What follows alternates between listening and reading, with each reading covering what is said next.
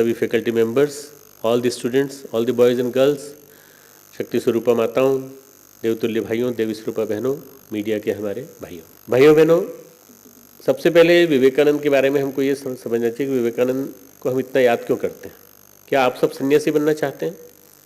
क्या आप सब रोब पहन लेंगे, गेरुआ रोब पहन लेंगे? अगर विवेकानंद की बात हम लोग करते हैं तो इसका मतलब ये तो नहीं है कि सबको सन्यासी बनने की उत्कंठा है। उनका वैविध्यपूर्ण जीवन, उनके जीवन में जो एक त्याग और बलिदान की जो प्रवृत्ति दिखाई पड़ती है, उनके जीवन में एक पॉजिटिविज्म दिखाई पड़ता है।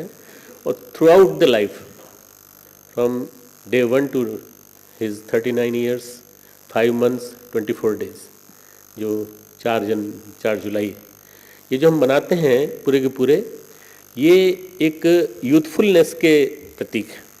तो वो यूथफुलनेस हमारे जीवन में आए। विवेकानंद को क्यों याद करते हैं? Why do we remember Vivekananda? We remember Vivekananda for one reason, very important reason. We are in independent India. Independence is because of Swami Vivekananda. सबसे बड़ी बात जिसको आपको रियलाइज करना पड़ेगा कि अगर ये भारत गुलाम रहा होता तो हम यहाँ इस तरह से बैठे बातचीत नहीं कर रहे होते, हम ब्रिटिश इंडिया में रह रहे होते या कोई और आ गया होता। विवेकानंद की वजह से, विवेकानंद की आइडियोलॉजी की, फिलॉसफी और इंटीग्रल ह्यूमनिज्म की जो फिलॉसफी थी, उसके चारों तरफ जो ट्रेवल करने वाले लोग थे वो सारे संतों ने, सारे स्वतंत्रता संग्राम सेनानियों ने, शहीदों ने, भगत सिंह ने और उससे जुड़े हुए ढेर सारे लोगों ने मिलकर के जो सरंजाम जुटाया, उसी से हम आज़ाद हुए। मैं इसीलिए स्वामी विवेकानंद को योद्धा सन्यासी कहता हूँ। He was a fighter since beginning. He used to fight with everything, his own disorders, his own deficiencies. अपनी दुर्बलताओं से वो स्वयं लड़े और सबके लिए एक बात कहते रहे, जिसको बहुत संक्षेप में हमारे डॉक्टर साहब ने कहा था, बलम उपास्य, बल की उपासना करो। कभी भी नेगेटिविटी मत आने दो, कभी भी नेगेटिव अपने चिंतन में पेसिमिज्म मत आने दो। Negativity and pessimism kills a person, उसको इरोड कर देती पर्सनैलिटी को। तो क्या करें? हमारे जीवन में हमेशा यौवन रहना चाहिए। युवा कौन? युवा वो जो वायु की तरह से तेज चले, जो हनुमान की तरह से गतिशील हो। यौवन जीवन का बसंत है, एक अनुदान है, एक वरदान है। युवावस्था आती है तो बहुत सारे मन में उत्साह होता है, उमंग होती हैं, and because of some misguiding things, because of no direction, because of no guidelines from our teachers and our persons who are close to us, we get deviated. आज जो भी कुछ आज दिखाई पड़ रहा है समाज में, ये युवाओं को दिशा न देने का कारण है। युवाओं को यदि सही अर्थों में समझना है तो हमें विवेकानंद की दृष्टि से देखना पड़ेगा। युवाओं को, युवा जो है वो वास्तव में ऐसे है जैसे कि वसंत। ये वसंत ऋतु आने वाली है, सरसों फूल जाती है चारों तरफ। एक वसंत की, हेमंत की ठिठुरन के बाद एक वसंत का जो उल्लास आता है, तो उद्दाम ऊर्जा के रूप में, वेग के रूप में, एक सक्रियता के रूप में, सक्रियता, पॉजिटिविज्म, उत्साह, उमंग और कुछ कर गुजरने का साहस, ये है वसंत। अगर वसंत का नाम अगर आप पूछना चाहें, स्प्रिंग का नाम पूछना चाहें तो ये है। ये स्प्रिंग हमारे जीवन में जिस दिन आ जाए उस दिन हमारा जीवन, हम युवा हो जाते हैं। बस उस युवा को जिंदा रखना है थ्रू आउट द लाइफ। जिस दिन वो युवा मर जाता है उस दिन हम इरेक्टिव हो जाते हैं, कहते हैं रिटायरमेंट नज़दीक आ गया, अब तो काम करने का समय नहीं है, अब तो आराम से बैठना है, हम बैठ जाते हैं। And from that time only you start decaying your faculties. आज एक बीमारी आ गई है, लाहाइमर, अल्जीमर्स डिजीज़। ये बहुत जल्दी आ गई है और हमारे देश में इतनी फास्ट आई है कि 50 इयर्स के आसपास ही देखने को मिल रहे हैं चिन्ह, जबकि वेस्टर्न सोसाइटी में ये 80 इयर्स के आसपास मिलती थी। अब ये पूरे विश्व में ग्रेजुअली 45 प्लस के आसपास आ जाएगी। क्यों आ जाएगी? Reason being we are not full of youthfulness. Youthfulness doesn't mean the same thing which is synonymous to youthfulness, कि कहीं भी जाके उत्पात मचा दो, कहीं भी जाके गड़बड़ कर दो, वीसी का ऑफिस जला दो, सारे डिपार्टमेंट्स को आग लगा दो। ये यूथफुलनेस नहीं है। यूथफुलनेस का अर्थ होता है अंदर से बाहर तक उबलता हुआ ज्वार। मैं एक छोटी सी डेफिनेशन आपको देना चाहता हूँ। मैंने एक किताब लिखी है, उसमें मैंने दी है युवा क्रांति पथ। ये किताब हमारी अत्रि परिवार की शाखाओं से अवेलेबल है, इसको आप देखिएगा। इसमें जो डेफिनेशन है उसको आप पढ़ेंगे तो आपको पता चलेगा कि युवा का मतलब क्या होता है। युवा का मतलब होता है देह का महाबल, immense force in the body. इस वो कभी कब आएगी? जिम्नेशियम से नहीं आएगी, या आप और कुछ करते हैं अमीनो एसिड्स वगैरह जो पाउडर वगैरह कुछ लेते हैं ना, उससे नहीं आएगी। किससे आएगी? ये आएगी संयम से, ये आएगी ऊर्जा का संचयन करने से, ये आएगी स्वामी विवेकानंद के आदर्शों पे चलने से। देह का महाबल, प्रतिभा की पराकाष्ठा, talent, highly refined intellectual knowledge, talent. और ये रिफाइंड टैलेंट जो है ये कैपेसिटी बिल्ड करने से आती है। फिर है तीसरा है आत्मा का परम तेज। हमारे पास, सबके पास आत्मा है, सोल सबके पास है, पर उसमें तेजस्विता है कि नहीं, उस तेजस्विता को विकसित करना साधना, उपासना, आराधना के माध्यम से। और सबसे बढ़कर महान उद्देश्यों के लिए इन सभी को, अपने आप को सभी को न्योछावर करने का बलिदानी साहस। यदि ये चार चीजें हैं तो यौवन है, यदि ये नहीं है तो नहीं। आज क्या हो गया है कि यूथ जो है वो अपने आइकॉन्स चुनता है, और यूथ के आइकॉन्स कौन हैं? फिल्मी हीरो हैं, हमारी देश की लुटिया डुबोने वाले क्रिकेटर्स हैं, ये देश के आइकॉन्स। अगर इन्हीं जैसा बनना है तो आपकी युवावस्था को धिक्कार है। और अगर भगत सिंह जैसा बनना है, नचिकेता जैसा बनना है, स्वामी विवेकानंद जैसा बनना है, हनुमान जैसा बनना है, तो आपकी युवावस्था धन्य है। इस पे सोचिए सबसे पहले। यदि आप विवेकानंद को मानते हैं तो विवेकानंद के यौवन को जीवन में उतारिए। मुझे याद आता है, you must be also remembering the writings in the Yuga Nayak Swami Vivekananda by Gambhirananda ji. It's a very important book in 3 volumes, Yug Nayak Swami Vivekanand. There it is mentioned that he was passing through Katgodam, Kaladhungi. He got down at Katgodam, and then he was passing through Kaladhungi and then the mountains which took him to Mayavati. Mayavati was the place where he lived for about 1.5 to 2 years. And with bronchial asthma, severe bronchial asthma, dropsy, kidney disorder and severe diabetes, killing his right eye. पूरी की पूरी उनकी right I को destroy कर दिया था। बार बार वो परिहास में बोलते थे कि मैं शुक्राचार्य बन गया हूँ, शुक्राचार्य की तरह से मेरी आँख चली गई। ये कौन कर सकता है? केवल युवा ही कर सकता है। 40 साल की उम्र में इतना कम समय में काम करके चले गए। आप कल्पना कीजिए कि वो यहाँ से निकले होंगे और अल्मोड़ा से थोड़ा पहले जो काकड़ी घाट आता है, there he sat and there he had a vision of microcosmos and macrocosmos, दोनों का उन्होंने समुद्र में देखा। बाहर आए तो अखंडानंद जी से उन्होंने बोला कि मैंने आज जो दृश्य देखा उस समय, और कितने दिन की समाधि, 28 घंटे की समाधि के बाद मैंने देखा कि सब कुछ एक है, प्रकृति, ब्रह्मांड, परमात्मा। मैंने परमात्मा के साक्षात दर्शन किए। मित्रों, ये जो विवेकानंद का ये जो रूप है, इसका सबसे पहला सिंबॉलिक जो प्रेरणा उभरी है वो यहीं से उभरी है। उत्तराखंड और specially Himalayas, they have been a source of inspiration for Vivekananda. ऐसे विवेकानंद ने अपने जीवन में जो स्पिरिचुअलिटी को इनकलकेट किया, उस स्पिरिचुअलिटी ने जिस तरह से उनके जीवन को बदला है, मित्रों, वैसा यदि हम लोगों के जीवन में आ जाए, हर युवा के जीवन में आ जाए तो कितना बढ़िया है। हर युवा आज पैकेज की भाषा में बात करता है। I know that you have paid fees and you are obliged to your parents for paying the fees, and you are obliged for anyone who has paid for you, and you want to earn that money. आप लोग कमाना चाहते हैं, मैं जानता हूँ, पर आज हम एक ही परिभाषा जानते हैं, पैकेज की भाषा जानते हैं। कितने का मिला? मुझे बड़ा आश्चर्य होता है जब किसी से पूछते हैं कि क्या कर रहे हो इस समय, कैसे चल रही जॉब।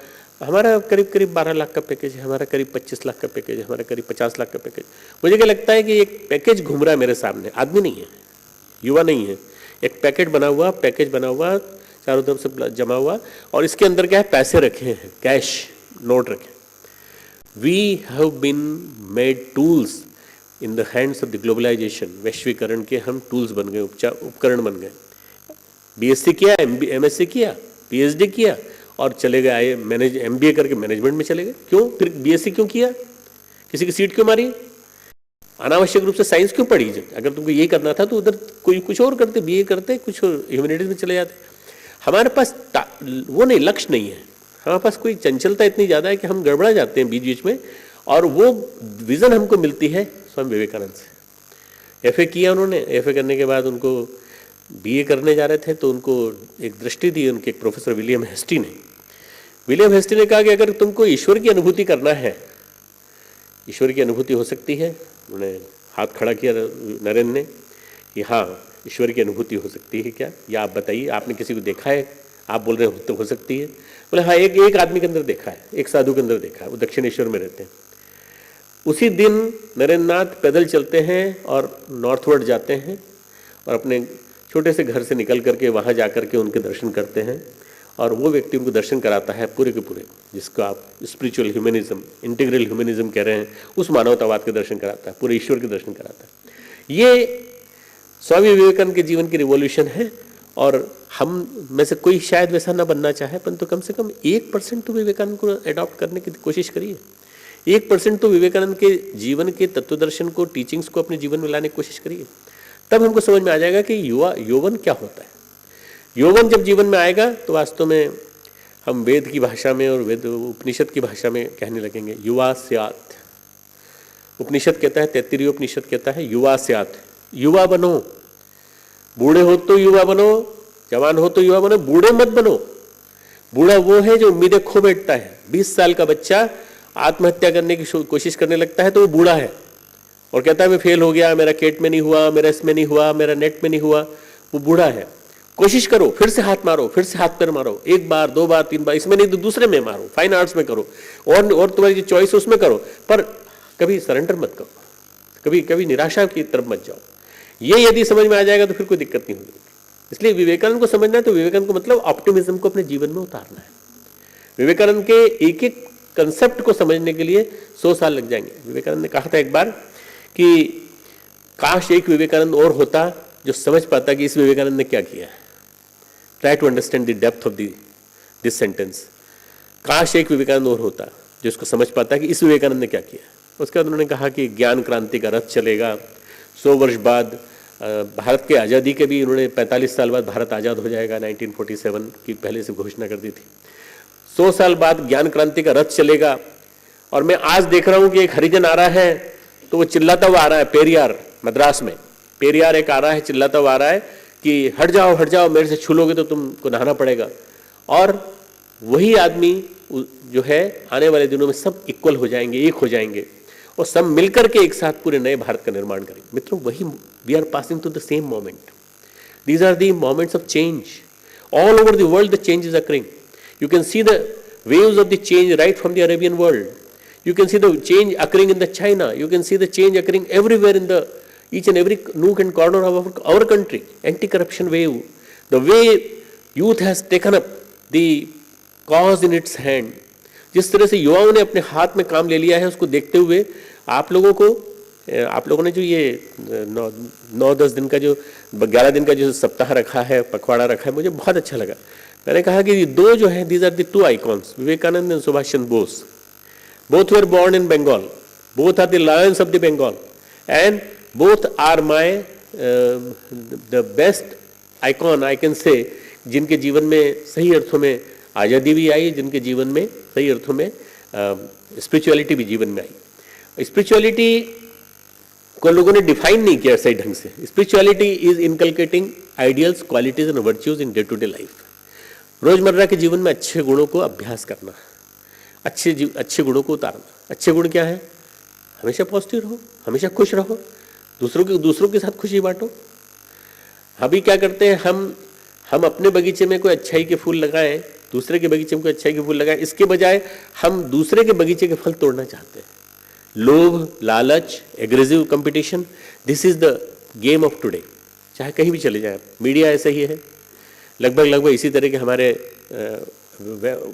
वैश्वीकरण के हाउसेस हैं, इसी तरह की आपके आसपास की कल्चर भी ऐसे ही। अगर आप इधर पीछे चले जाएं तो हिमालय है, देव संस्कृति यूनिवर्सिटी हम लोगों ने इसीलिए खड़ी की है कि उसी ड्रीम को फुलफिल करने की कोशिश करें। We are just searching.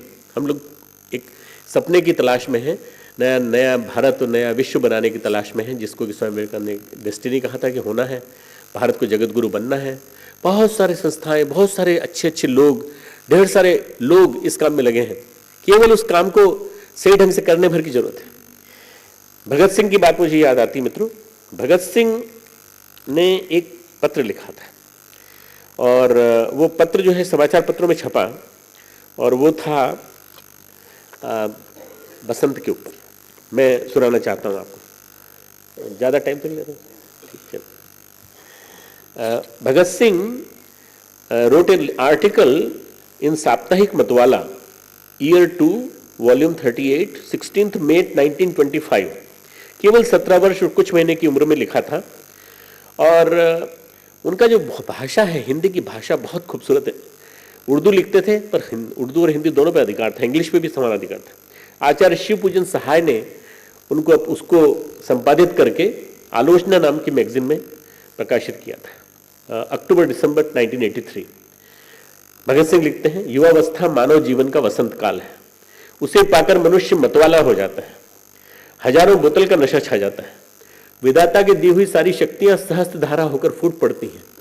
मदांध Matang की तरह से निरंकुश, वर्षाकालीन शोणभद्र की तरह दुर्घर्ष, प्रलयकालीन प्रबल प्रवंजन की तरह प्रचंड, नवागत वसंत की प्रथम मल्लिका कलिका की तरह कोमल, ज्वालामुखी की तरह उच्छृंखल और भैरवी संगीत की तरह मधुर युवावस्था है। कितना सुंदर डिस्क्रिप्शन है युवावस्था की। जैसे क्रांतिकारी की जेब में बम का गोला, रणरस रसिक वीर के हाथ में खड़ग, वैसे मनुष्य की देह में युवावस्था। कल्पना कीजिए आप लोग सब उसी से गुजर रहे हैं। 16 से 25 वर्ष तक हाड़ चाम के संदूक में संसार भर के हाहाकारों को समेटकर विधाता बंद कर देता है। युवावस्था देखने में तो शस्य श्यामला वसुंधरा से भी सुंदर है, पर इसके अंदर भूकंप की सी भयंकरता भरी पड़ी है। इसीलिए युवावस्था मनुष्य के लिए केवल दो ही मार्ग है, या तो चढ़े या फिर गिरे। चाहे तो त्यागी हो सकता है युवक और चाहे तो विलासी बन सकता है युवक। वह देवता बन सकता है तो पिशाच भी बन सकता है, वही संसार को त्रस्त कर सकता है, वही संसार को अवदान दे सकता है। संसार में युवक का ही साम्राज्य है। युवक के कीर्तिमान से संसार का इतिहास भरा पड़ा है। युवक स्वदेश की यश दुंदुभी का तुमुल नाद है। युवक ही स्वदेश की विजय वैजयंती का सुदृढ़ दंड है। बहुत लिखा है, मैंने इतना ही पढ़ के सुना है। मित्रों, इस युवक की परिभाषा अगर सही ढंग से देखनी हो कि कहां पर हमको अच्छा इसका व्याख्या मिलेगी तो विवेकानंद के जीवन में मिलेगी। विवेकानंद का जीवन from beginning till and is symbolic of A righteous youth. एक सही मायने में एक ऐसा युवा जिसने कि जीवन को जिया। युवा के बारे में कुछ बात, युवा स्यात्, उन्होंने कहा कि युवा हो जाओ। युवा हो जाओ तो युवा कैसे हो जाओ? तो युवा होने के लिए हमें समझना पड़ेगा कि युवा होने के लिए कुछ चीज़ें हमारे अंदर डेवलप होना चाहिए। श्वेताश्वेतर उपनिषद कहता है, मैं सोचता हूँ कि ये चीज़ें जो हैं 33 उपनिषद, मैं कहता हूँ ये जो चीज़ें हर यूनिवर्सिटी में होनी चाहिए कि हर युवा को, हर जो आने वाले यंगस्टर्स को उनको पता होना चाहिए। युवा स्यात्, युवा बनो। कैसा युवा? साधु युवा, साधु स्वभाव वाला। साधु वो नहीं होता जो हर किसी के सामने नीचे मुंह कर देता है, वो नहीं। साधु युवा वो जो शालीन भी होता है और शालीन के साथ साथ जो एक अंदर से साधक जैसी स्थिति लिए होता है। अध्यायकः, अध्ययनशील युवा। आशिष्ठो, आशावादी युवा। दृढ़िष्ठो, दृढ़ निश्चय बल वाला युवा। बलिष्ठ, बलवान युवा। तो वो कहते हैं कि अगर ऐसा युवा होगा तो क्या होगा? पक्का मन, मजबूत तन, फौलादी मांस, लोहे की नस नाड़ियों वाला जो स्वामी विवेकानंद का वाक्य है, ऐसा एक मन मनीषी जैसा और तन तपस्वी जैसा ऐसा व्यक्ति तैयार होगा। तस्य इयं वित्तस्य पूर्णाः सर्वाः पृथ्वी स्यात्। ये 33 उपनिषद का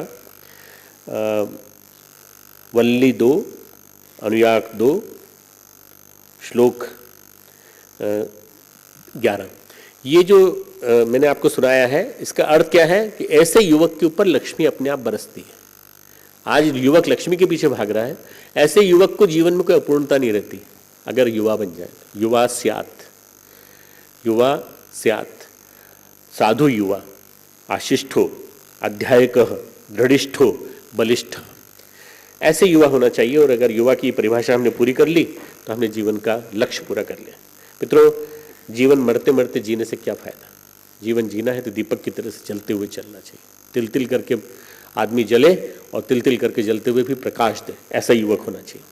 युवक ऐसा होना चाहिए जो समाज में कुछ करके दिखा दे। नई नई उमंगे, नए नए काम करने की शक्ति हो, नई नई कल्पनाएं हो, नूतन विचार हो, नूतन सोच हो।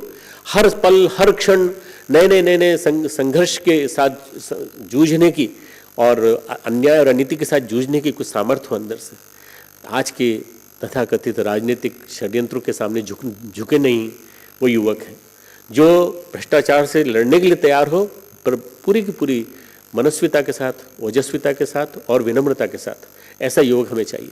हमें कई महामानवों का अगर मिक्सचर बनाना पड़े, कई महामानवों को मिला करके एक कंबाइंड शेक बनाना पड़े, तो उस शेक का एक छोटा सा स्वरूप निकल के आता है स्वामी विवेकानंद के रूप में। ये है विवेकानंद, और इस विवेकानंद के माध्यम से सब समझने की कोशिश करें कि किस तरह से जीवन में सफलताओं को पाया जा सकता है। मित्रों, लास्ट में मैं अपनी बात कहना चाहूँगा। मैं शेर व शायरी जानता नहीं ज़्यादा, पर जो मुझे अच्छी लगती है मैं उसको लिख लेता हूँ। मैं कुछ सुनाना चाहूँगा। फैलेगी आग जिस दिन उस दिन पता चलेगा, फैलेगी आग जिस दिन उस दिन पता चलेगा, आंखों में कैसी कैसी चिंगारियां लिए हुए थे। विवेकानंद आंखों में चिंगारियां लेके आए थे। जब आंख फैल गई और आज आज़ादी आ गई, तो ये विवेकानंद की वजह से आई है मित्रों, इसको कभी मत भूलना। इसलिए आपको हमेशा विवेकानंद को इसलिए याद करना पड़ेगा, इसलिए पढ़ना पड़ेगा कि विवेकानंद की वजह से हम आज़ाद देश में घूम रहे हैं। पूछते हो प्रश्न कैसे तम का यह पर्वत हिलेगा, एक दीपक तो जलाओ प्रश्न का उत्तर मिलेगा। अंधेरे का पर्वत हिलेगा कैसे? एक दीपक तो जलाओ, प्रश्न का उत्तर मिलेगा। कितनी ही चौड़ी अंधेरे की हो छाती, याद रखना रोशनी का नन्हा दिया मूंग छाती पर जलेगा। लौ सहित जब तेल भी भरपूर होगा, भागने को तम स्वयं मजबूर होगा। ध्वस्त कर देगा जो तम की सल्तनत को, एक छोटे से दिए का नूर होगा। जो अमावस के लिए होगा चुनौती, वह दिए के रूप में मशहूर होगा। दिया बन जाओ, दीपक बन जाओ, आनंद आ जाएगा आपको। मैंने एक दिया बनाया है, डिवाइन इंडिया यूथ एसोसिएशन करके एक संघ बनाया, पूरे देश में सक्रिय है, विदेश में सक्रिय है। आप उसके सदस्य बनना चाहे बन सकते हैं। दिव्य भारत के निर्माण के लिए एक युवकों का संगठन, उसमें किसी की एज का कोई बार नहीं है। मेरा युवा एज बार में नहीं है, मेरा युवा आप भी हैं, 60 साल के, 70 साल के। मेरा युवा वो भी है जो अभी अभी किशोरावस्था में प्रवेश करके आया है, परंतु मेरा युवा वो नहीं है जो 20 साल का है और पेसिमिस्टिक है, नेगेटिव मेंटेलिटी वाला है। मेरा युवा वो नहीं है जो छोटी छोटी बातों में परेशान हो जाता है। मेरा युवा वो है जो परेशानियों से लड़ना जानता है। ऐसे युवा बनो और स्वामी विवेकानंद के सपनों को साकार करो। Thank you.